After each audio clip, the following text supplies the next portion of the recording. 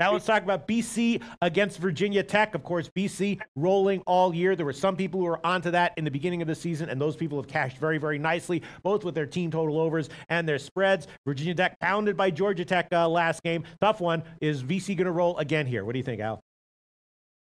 Well, the Eagles are having a very good year. 5-2 this season. They're now ranked 22 in the country following that 13-point victory against Miami last week. They've also covered their last three games as well. Meanwhile, Virginia Tech having a down season for that program, just 3-3 straight up, 2-4 ATS, and they have failed to cover their last three games. And one of the things I like to do, Peter, when you get competitively priced games with point spreads less than 11 points, if one team's coming off 3 straight ATS wins, another team coming off 3 straight ATS losses, believe it or not, the team coming off those 3 straight ATS losses, they do very well.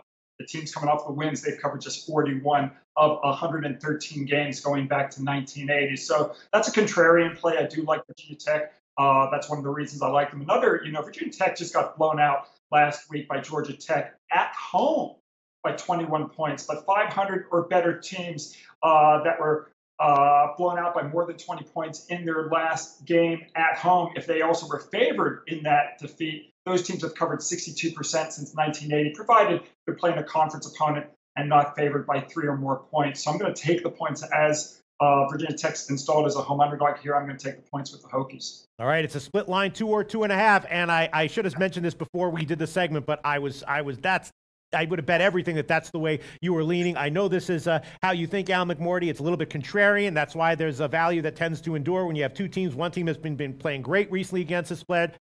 Another team that has been not doing well against the spread. And you have the great team as a suspiciously low road favorite to some people's eyes. A lot of time there's a reason for it. And Al McMorty not afraid to pull the trigger on the somewhat ugly home dog to some people's eyes. Virginia Tech plus 2.5. Ian Cameron, do you agree?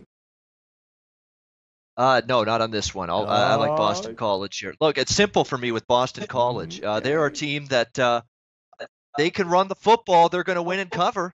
And Virginia Tech's not stopped the run. That's the game that they're supposed to show up for, Virginia Tech. Last Thursday night against Georgia Tech. Off a bye, needing to get on a run, not playing great. They lost to Notre Dame. They barely beat North Carolina. You're off a bye. You got extra time to prepare for the Georgia Tech triple option, which is usually a benefit to teams in that situation. And they came out and just stunk. I mean, they got outgained by 343 yards on the ground, 49 points allowed. There's something not right here with Virginia Tech. Of course, they had the inexplicable loss to Old Dominion earlier this season. There's something not right with this football team right now. Defensively, Bud Foster's got no answers. The secondary's been gutted with injuries as of late. Boston College can't necessarily take advantage of that, but Tech's not stopping the run, and that's going to allow A.J. Dillon to get going here. Now, is the spot dubious for BC? Sure it is. I mean, you're coming off a huge home win last Friday night against Miami that got you to 6 wins and bowl eligibility. My eyes are telling me something's not right with Virginia Tech. As long as this number doesn't go beyond 3,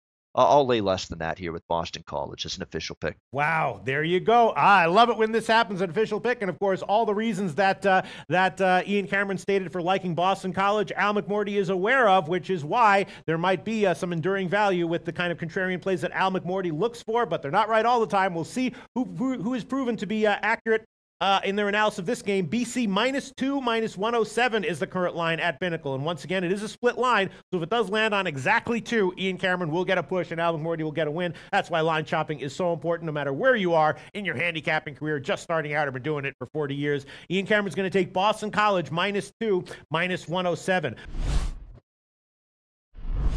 Hey guys, thanks for tuning in to our channel. Now, we've put a lot of work into producing all these free videos, so please help us out and keep all our content free for you forever by simply liking, sharing, commenting, and subscribing. Now, not to mention, a visit to our industry-leading website will warm the hearts of all our SBR employees, especially myself. Now, the links are over there to the left, so do check those out. Thanks for watching.